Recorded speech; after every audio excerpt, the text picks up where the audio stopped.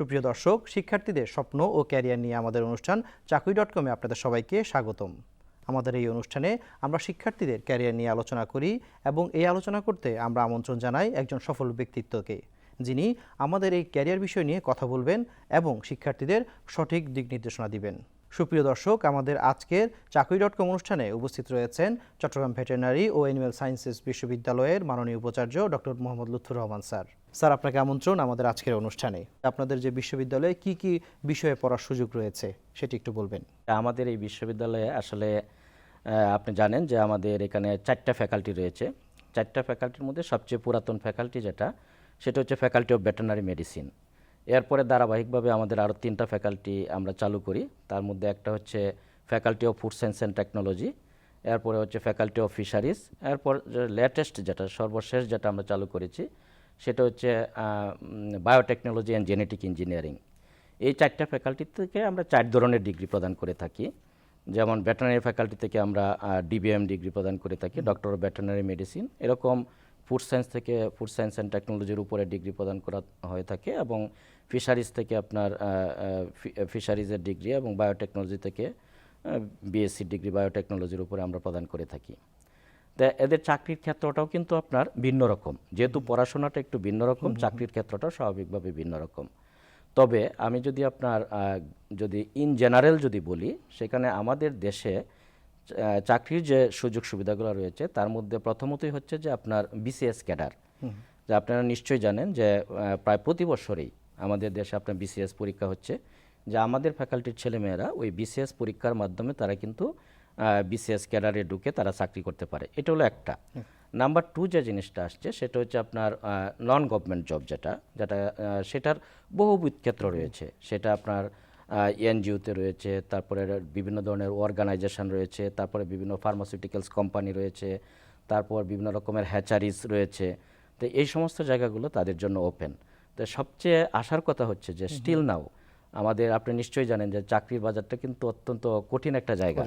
তারপরেও আমরা বলা যায় যে আমরা যে সমস্ত ডিগ্রি প্রদান করছি সেই সমস্ত ডিগ্রির ক্ষেত্রে ছাত্রছাত্রীরা যদি এই সমস্ত ডিগ্রি নেওয়ার পরে তাদের চাকরিটা এখন পর্যন্ত কম্পারেটিভলি অনেক ধরনের সুযোগ সুবিধা রয়েছে, বেটার পজিশনগুলো তারা এখনও পাচ্ছে। মোটামুটি তাদের একটা ডিমান্ড রয়েছে। স্যার, এখন বর্তমানে কতজন শিক্ষার্থী স্যার আপনাদের বিশ্ববিদ্যালয়ে পড়ছে? আমাদের এখানে বর্তমানে আপনার ইন টোটাল আমি যদি বলি মাস্টার্স এবং পিএইচডি সহ এখন আমাদের 1500 স্টুডেন্ট আমাদের রয়েছে, এবং প্রতি বছর আমরা ভর্তি করছি হচ্ছে 275 জন স্টুডেন্ট। এবং 275 জনের মধ্যে আপনার 4টা ফ্যাকাল্টিতে যদি আমি বিভাজন করি, সেই ক্ষেত্রে দেখা যাবে যে আমাদের ভেটেরিনারি ফ্যাকাল্টি যেটা রয়েছে সেখানে আমরা প্রতি বছর 100 জন স্টুডেন্ট ভর্তি করি।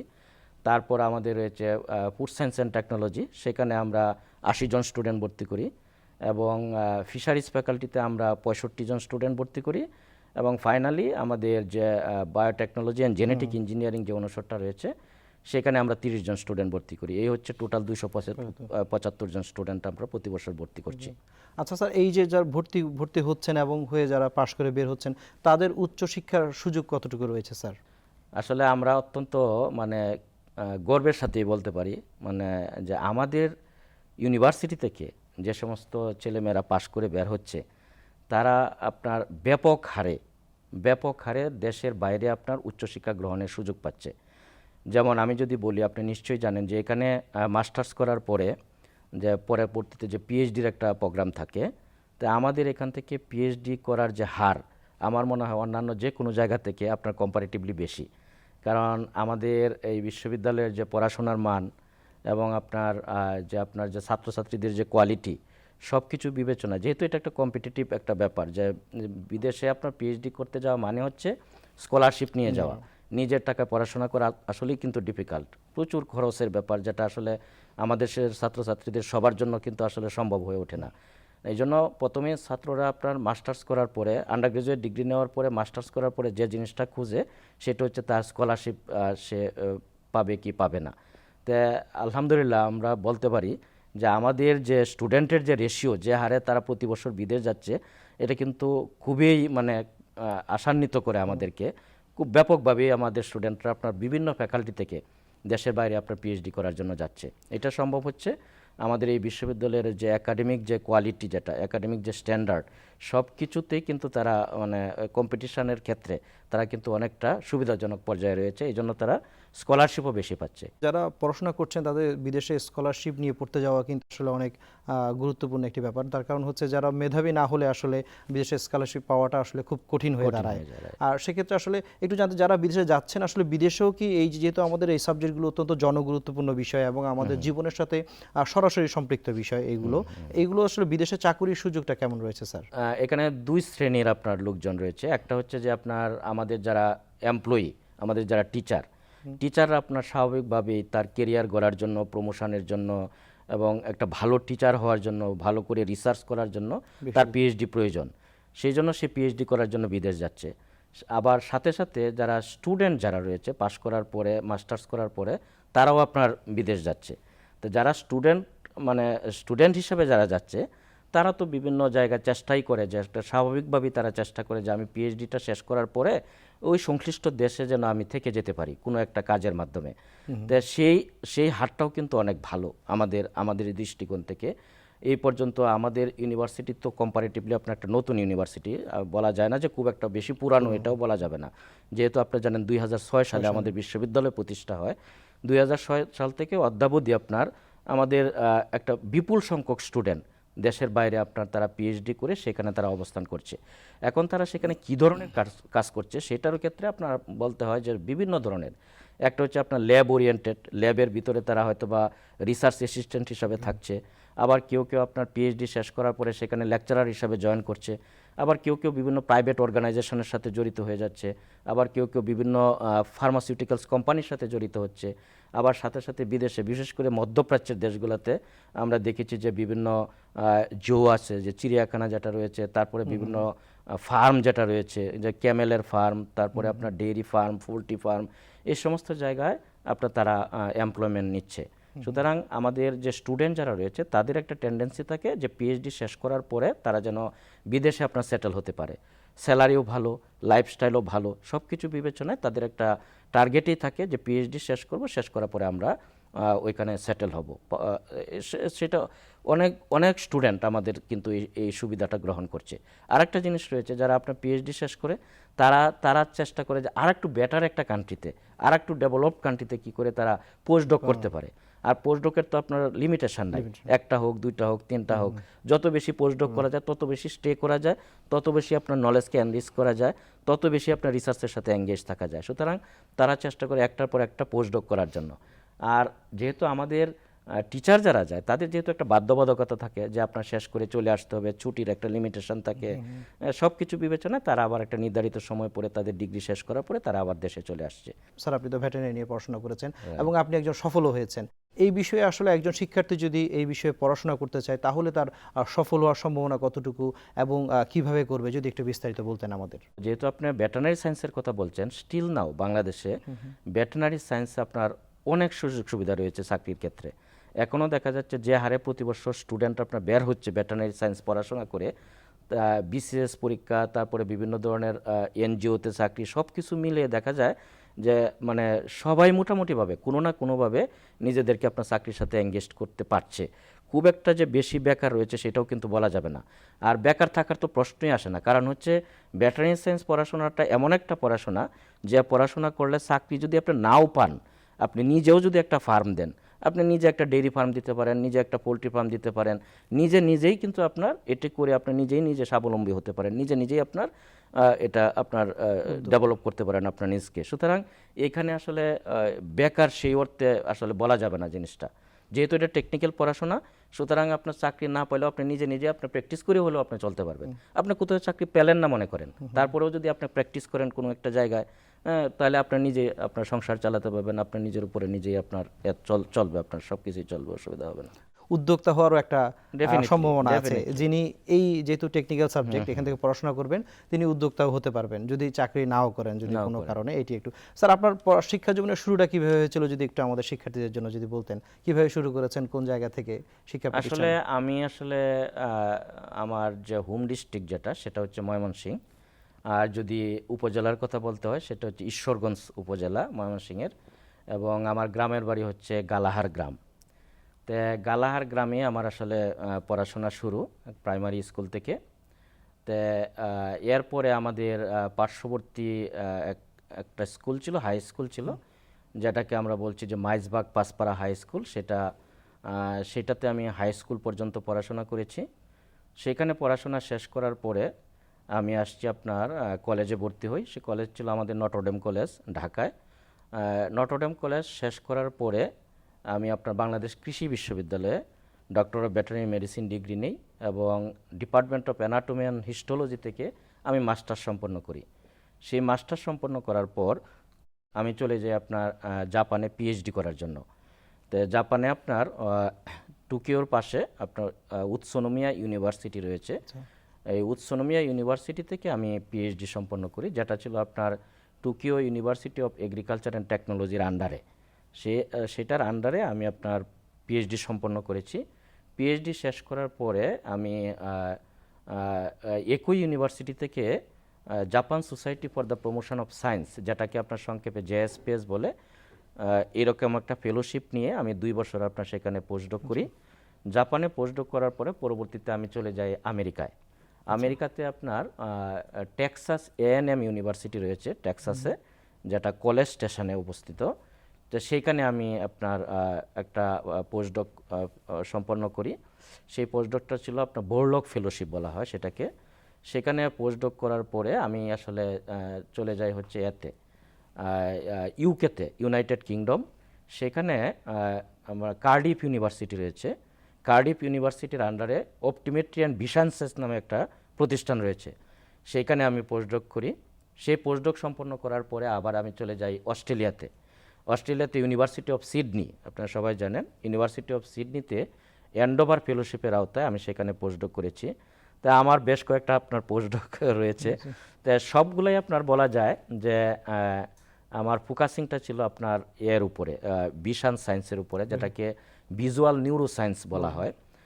আর আপনার এতে আমেরিকায় ছিল আপনার হলো জেনেটিক ডিজিজ ডায়াগনোসিস কী করে করতে হয়, এবং আপনার ইপিডেমোলজিক্যাল কিছু ইনভেস্টিগেশনের কিছু কাজ ছিল। এবং ইউকেতেও যে আপনার পোস্টডকটা আমি করেছি সেটাও আপনার ভিশন সায়েন্সের উপরে, ভিশন সায়েন্সের। অস্ট্রেলিয়াতেও সিমিলারলি আপনার বিভিন্ন জেনেটিক ডিজিজ এবং লাইভস্টক ডিজিজ ডায়াগনোসিস টেকনিক, এই টেকনিকগুলো আমি ওইখানে শিখেছি। তো এই ছিল আমার মোটামুটি আপনার পড়াশোনা, যে দেশ এবং দেশের বাইরে। তো আপনি আমাকে আসলে জানতে চেয়েছেন যে আমি কিভাবে সফল হলাম। আসলে সফল হওয়ার গল্পটা যদি বলি সেটা তাহলে আমার পরিবার থেকে বলতে হয়। সেটা হচ্ছে আমার বাবা ছিলেন আপনার শিক্ষক, প্রাইমারি স্কুলের শিক্ষক ছিলেন, আর আমার মা ছিলেন গৃহিণী। তা আমার বাবার দায়িত্ব ছিল আমার পড়ালেখাটা আসলে কেমন করছি সেটা দেখাশোনা করা, আর আমার মার দায়িত্ব ছিল পড়াশোনার বাইরে আমি অতিরিক্ত সময় ব্যয় করছি কিনা, আমি দুষ্টামি করছি কিনা, আমি সময় লস করছি কিনা সেটা। মা সবসময় শাসন করতো আমি যেন মানে সময় অপচয় না করি বা অতিরিক্ত বা দুষ্টামি যেন না করি, এটা ছিল আমার মার দায়িত্ব। এইটার ব্যত্যয় হলেই মা আমাকে শাসন করতো খুব কড়াকড়িভাবে। আর আমার বাবার দায়িত্ব ছিল যে পড়াশোনাটা ঠিকমতো হচ্ছে কিনা। তা আমার বাবা আসলে ব্রিটিশ আমলে বিএ পাস ছিলেন, উনি যেভাবে আরবি বলতেন সেভাবে ইংরেজি বলতেন, সেভাবে অঙ্ক করাতেন। সুতরাং আমি যেহেতু একটা মধ্যবিত্ত পরিবারের সন্তান ছিলাম, তা আমাকে মানে এত বেশি এখনকার ছেলেমেয়েরা যেভাবে আপনার টিউশানি করে বা প্রাইভেট পড়ে, সেরকম সুযোগ কিন্তু আমার খুব একটা ছিল না। স্বাভাবিকভাবে মধ্যবিত্ত পরিবারের ছেলে মেয়েদের আপনার জানেনই টাকা পয়সার একটা ক্রাইসিস থাকে। তো সেই দায়িত্বটা আসলে আমার বাবাই পালন করতো। প্রতিদিন সন্ধ্যায় অঙ্ক, ইংরেজি এই দুইটা নিয়ে আমাকে বসতেই হতো এবং আমার বাবাই আমাকে পড়াতেন। তা আমার বলা চলে যে বাবাই আমাকে অনুপ্রেরণা দিয়ে শাসন করে পড়াশোনা করিয়ে আমাকে এই পর্যন্ত করেছেন। এখন পরবর্তী প্রশ্ন আসতে পারে যে আমি শিক্ষক হলাম কেন আমি এই প্রফেশনে আসলাম। সেটাও বলা যায় যে আমাদের আসলে বাড়িটাই হচ্ছে আপনার একটা মাস্টার বাড়ি আর কি। আমাদের চাচা যারা রয়েছে আপনার সবাই আপনার কোনো না কোনো জায়গায় আপনার মাস্টারি করে, কেউ প্রাইমারি স্কুলের শিক্ষক, কেউ হাই স্কুলের শিক্ষক, এবং আমার আরও 2 ভাই রয়েছে, 2 ভাইও কিন্তু আপনার প্রাথমিক বিদ্যালয়ের শিক্ষক। সুতরাং শিক্ষকতা করার প্রতি যে একটা স্পৃহা, একটা অনুপ্রেরণা, মন থেকে যে একটা চাওয়া, সেটা কিন্তু আমার ছোটোকাল থেকে আপনার জাগ্রত হয়। তা আমার আসলে এই টার্গেটেই ছিল যে আমি কি করে শিক্ষক হতে পারি।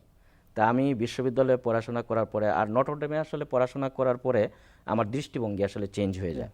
নটরডেমে আমাদের যেদিন আপনার বিদায় অনুষ্ঠান হয়, still now I can remember, যে সেখানে এরকম একটা ব্যানারে লেখা ছিল যে বহুদূর পথ দিতে হবে পারি, বহুদূর পথ দিতে হবে পারি। কেন জানি এই কথাটা আমার হৃদয়ে আপনার গেঁথে গেছিল।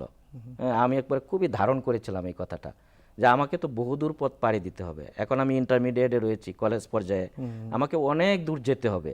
এই যে একটা ভিতরে যে আমার এই জিনিসটা ঢুকছিল, এবং এটার পিছনে যে আমার যে চেষ্টা করা উচিত, সাধনা করা উচিত, পরিশ্রম করা উচিত, এই জিনিসটা কিন্তু সেদিন থেকে মনে মনে হয়তো বা আমি শপথ করে ফেলেছিলাম যে আমাকে পরিশ্রম করে, চেষ্টা করে, আমার সাধনা করে আমাকে ওই পর্যায়ে যেতে হবে। এই কলেজ লাইফ থেকেই কিন্তু ভিতরে আমি এই চেতনাটা পেয়েছিলাম। এই চেতনাটা ধারণ করেই কিন্তু আমি আজকে এই পর্যায়ে এসেছি।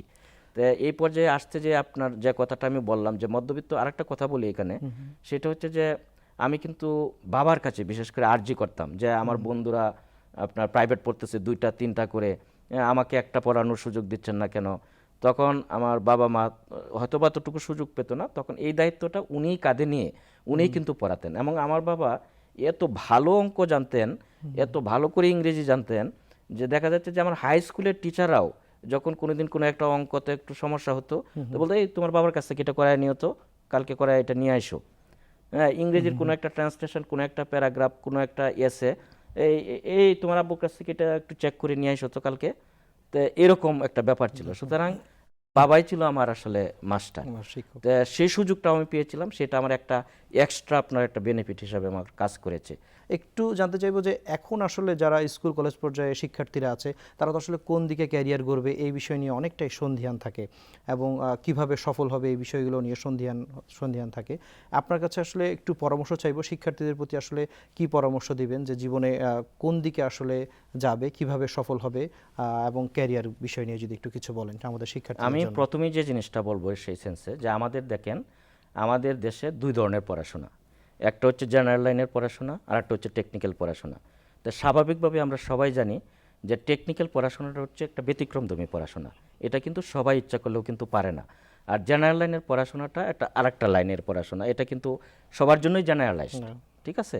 সুতরাং টেকনিক্যাল পড়াশোনার প্রতি যদি দৃষ্টি আকর্ষণ করেন বা মনোযোগী হন, তা আমার ধারণা যে আপনার কেরিয়ার গড়ার ক্ষেত্রে, চাকরির ক্ষেত্রে হয়তো বা এক্সট্রা কিছুটা বেনিফিট পাওয়া যায়, যেহেতু এই টেকনিক্যাল জিনিসটা সবার আয়ত্তে থাকে না, সবাই জানে না।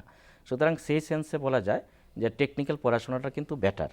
আমার কাছে যেটা মনে হয়, আমি টেকনিক্যাল পার্সন, এই জন্য আমি এটা বলছি না, বাস্তবিক অর্থে বাস্তবতার নিরিখে আপনার টেকনিক্যাল পড়াশোনাটা কিন্তু চাকরির ক্ষেত্রে কিন্তু একটু প্রায়োরিটি পায়। হ্যাঁ, এই জন্য আমি সাজেস্ট করবো যে টেকনিক্যাল পড়াশোনা প্রথমত করা উচিত। সাধারণত করবে, তারা আবার হয়ে যেতে পারে যে সাধারণের পাশাপাশি টেকনিক্যাল পড়াশোনাটাকে এমফাসিস দিয়ে করা উচিত। সেটা হলো একটা ইস্যু। আরেকটা ইস্যু যেটা, আমাদের পড়াশোনার যে সিলেবাস কারিকুলা বা পড়াশোনার যে সিস্টেম, এটা কিন্তু আমার মনে হয় চেঞ্জ করার প্রয়োজন রয়েছে, এটা মডিফাই করার প্রয়োজন রয়েছে, রিভিউ করার প্রয়োজন রয়েছে। আমাদের পড়াশোনার, টেকনিক্যাল পড়াশোনার দুর্বলতাটা, সবচেয়ে বেশি দুর্বলতাটা যে জায়গায়, সেটা হচ্ছে আমরা স্টিল নাও বলছি যে টেকনিক্যাল পড়াশোনা, তো আমরা থিওরিটিক্যাল বেসড পড়াশোনা করছি, মানে থিওরি যেটা টট কোর্স যেটাকে বলি, এইটার উপরে আমরা জোর দিয়ে যাচ্ছি। দেখা যাচ্ছে যে জিনিসটা আমরা পড়ছি সেই জিনিসটা প্র্যাকটিক্যালি আমরা ইমপ্লয় করতে পারছি না, সেই জিনিসটা প্র্যাকটিক্যালি আমরা প্রয়োগ করতে পারছি না। দ্যাট মিনস আমাদের প্র্যাকটিক্যাল বা ব্যবহারিক ক্লাসে প্রচণ্ড রকমের আপনার দুর্বলতা রয়েছে। সেটার অনেকগুলো কারণ রয়েছে, সেটা ব্যাখ্যা করলে অনেক সময় লাগবে। যেমন তারপরেও আমি যে কয়েকটা জিনিস বলি, যে প্র্যাকটিক্যাল ক্লাসগুলো করার জন্য যে আপনার যে ল্যাবের যে ফেসিলিটিস দরকার, যে ধরনের ইনস্ট্রুমেন্ট দরকার, যে ধরনের ম্যান পাওয়ার দরকার, যে ধরনের এক্সপার্টাইজ দরকার, সেগুলোর কিন্তু ব্যাপক স্বল্পতা আমাদের রয়েছে। সুতরাং এই স্বল্পতা থাকার কারণে কিন্তু আমরা টেকনিক্যাল পড়াশোনার ক্ষেত্রে, ব্যবহারিক ক্ষেত্রে বিশেষ করে আমরা খুবই উইক। আমরা যারা বিদেশে পড়াশোনা করেছি, আমরা আমাদের দুর্বলতাগুলো আমরা দেখেছি, যে দেখা যাচ্ছে যে থিওরিটিক্যালি বিদেশের যে ডেভেলপ কান্ট্রির স্টুডেন্টরা যতটুকু জানে, আমরাও কিন্তু ততটুকুই জানি, কিন্তু যখনই প্র্যাকটিক্যাল প্রশ্ন আসে, প্র্যাকটিক্যাল কাজ করার প্রশ্ন আসে, তখনই কিন্তু আমরা পিছিয়ে পড়ি। কারণ আমরা এই ধরনের সফিস্টিকেটেড ইনস্ট্রুমেন্টও আমাদের নাই, এই ধরনের ইনস্ট্রুমেন্ট চালানোর দক্ষতাও নাই, আমরা এই ধরনের ইনস্ট্রুমেন্ট অনেক ক্ষেত্রে আমরা দেখিও নাই। সুতরাং আমরা এই জিনিসগুলো এখনও দেখি নাই। যেমন পিসিআর যেটা, যে আধুনিক ডিজিজ ডায়াগনস্টিক টেকনিক যেটা, এরকম টেকনিক কবে আসছে আমাদের দেশে? এই রিসেন্টলি করোনার পরে ব্যাপকভাবে আসছে। কিন্তু করোনার আগের ইতিহাস যদি আপনি দেখেন, তাহলে দেখবেন যে আমাদের দেশে এই যে পিসিআর বেসড ডায়াগনোসিসের সিস্টেম, এটা খুব একটা বেশি ছিল না। সুতরাং আমরা টেকনোলজির সাথে আপনার অ্যাডাপ্ট অ্যাডাপ্টেশন যেটা এটা হয়েছে আপনার অনেক পরে কম্পারেটিভলি। সুতরাং আমাদের যে চেঞ্জটা করা দরকার, আমার স্পেসিফিক যে পরামর্শ সেটা হচ্ছে যে আমাদের থিওরি ক্লাসের পাশাপাশি প্র্যাকটিক্যাল ক্লাসগুলোতে আমাদের জোর দেওয়া দরকার, এবং প্র্যাকটিক্যাল ক্লাসগুলো যেন আপনার স্যাটিসফ্যাক্টরি লেভেলে হয়। সেই জন্য এই প্র্যাকটিক্যাল ক্লাসের যে ইনস্ট্রুমেন্ট থেকে শুরু করে, ইনফ্রাস্ট্রাকচার থেকে শুরু করে, আপনার প্রপার ম্যান পাওয়ার থেকে শুরু করে, এক্সপার্টাইজ লোক থেকে শুরু করে সবগুলোই কিন্তু আমাদের এখানে কাজ করার সুযোগ রয়েছে, এগুলি করতে হবে। তাছাড়া কিন্তু আমরা আগাতে পারবো না। এই জন্য আমি বলছি যে প্র্যাকটিক্যাল পড়াশোনায় যারা যত বেশি দক্ষ, তার ডিমান্ডও তত বেশি হবে, তার চাকরির সুযোগটাও তত বেশি হবে। পাশ করার জন্য যে পড়াশোনা, এই পাশ করার পড়াশোনা থেকে বের হয়ে আসতে হবে, ফার্স্ট সেকেন্ড হওয়ার পড়াশোনা থেকে বের হয়ে আসতে হবে। আমাদের যে প্রায়োগিক যে দিকগুলো রয়েছে সেইগুলোতে আমাদের এমফাসিস দিয়ে আগাতে হবে। আমার একটাই পরামর্শ থাকবে যে প্রত্যেকের জীবনে সফলতা এবং ব্যর্থতা পাশাপাশি থাকে। আশা নিরাশা যেমন থাকে, রাতের সাথে যেমন দিনের একটা সংযোগ থাকে, প্রত্যেকেরই আপনার সাফল্যের সাথে ব্যর্থতার গল্পও থাকে। আমাদের ব্যর্থতা থেকে শিক্ষা নিতে হবে। কেউ কখনো যদি ব্যর্থ হয় কোনো কাজে, তাহলে সেটা থেকে তাকে হতাশ হলে চলবে না। সেই ব্যর্থতা থেকে শিক্ষা নিয়ে তাকে সামনের দিকে এগোতে হবে। এরপরে যে জিনিসটা তার দরকার সেটা হচ্ছে যে আপনার মানে পরিশ্রম করা, সময়ের সাথে আপনার পরিশ্রম করতে হবে। যে সময়ে যে কাজটা করা উচিত সেই সময় যদি তারা সেই কাজটা করে, অটোমেটিক্যালি তাদের জীবনে আপনার সাফল্য আসবে। সুতরাং তাদের পরিশ্রম, সময়ের সদ্ব্যবহার এবং আপনার ব্যর্থতা থেকে শিক্ষা, এই তিনটা জিনিসকে একত্র করে যদি কেউ যদি সামনের দিকে এগোয়, তো নিশ্চিতভাবেই বলা যায় তার জীবনে সফলতা আসতে বাধ্য। এটাই আমার ছাত্রছাত্রীদের প্রতি বিশেষ পরামর্শ। ধন্যবাদ আপনাকে আমাদের আজকের এই আয়োজনে আসার জন্য। আমি নিশ্চিত যে আমাদের যারা এই অনুষ্ঠানটি দেখবেন তারা আসলে ক্যারিয়ার নিয়ে অনেক দিক নির্দেশনা পাবেন, এবং আপনি উচ্চশিক্ষা নিয়ে দেশের এই যে অ্যানিম্যাল সায়েন্সেস বিভিন্ন ডিপার্টমেন্টে যে সাবজেক্টগুলো পড়াচ্ছেন, এই বিষয় নিয়ে চাকরির বাজার নিয়ে অনেক ধারণা পেয়েছেন আজকের এই শিক্ষার্থীরা, এবং তারা আসলে বুঝতেও পারবেন যে কিভাবে আসলে তাদের ক্যারিয়ার গড়বে এই সাবজেক্টগুলোতে। আপনাকে আবার অসংখ্য ধন্যবাদ আমাদের এই অনুষ্ঠানে আসার জন্য। দর্শক, এতক্ষণ আমরা শুনছিলাম সফলতার যাত্রা সম্পর্কে। আমাদের সাথে আমন্ত্রিত অতিথি হয়ে উপস্থিত ছিলেন Chittagong veterinary and animal sciences বিশ্ববিদ্যালয়ের মাননীয় উপাচার্য ডক্টর মোহাম্মদ লুৎফর রহমান স্যার। দর্শক, আমরা এবার কিছু দেশে বিদেশে চাকরির খবর সম্পর্কে জানব।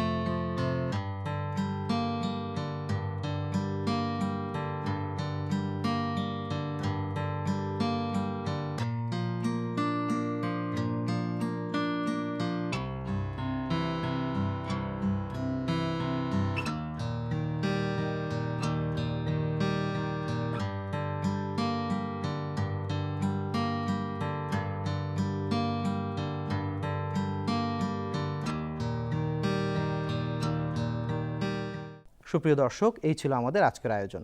চাকরি.com-এ নতুন সব চাকরির খবর এবং নতুন একজন অতিথি নিয়ে হাজির হব সামনের পর্বে। ততদিন পর্যন্ত ভালো থাকুন, সুস্থ থাকুন। আগামী পর্ব দেখার আমন্ত্রণ জানিয়ে বিদায় নিচ্ছি আজকের মতো।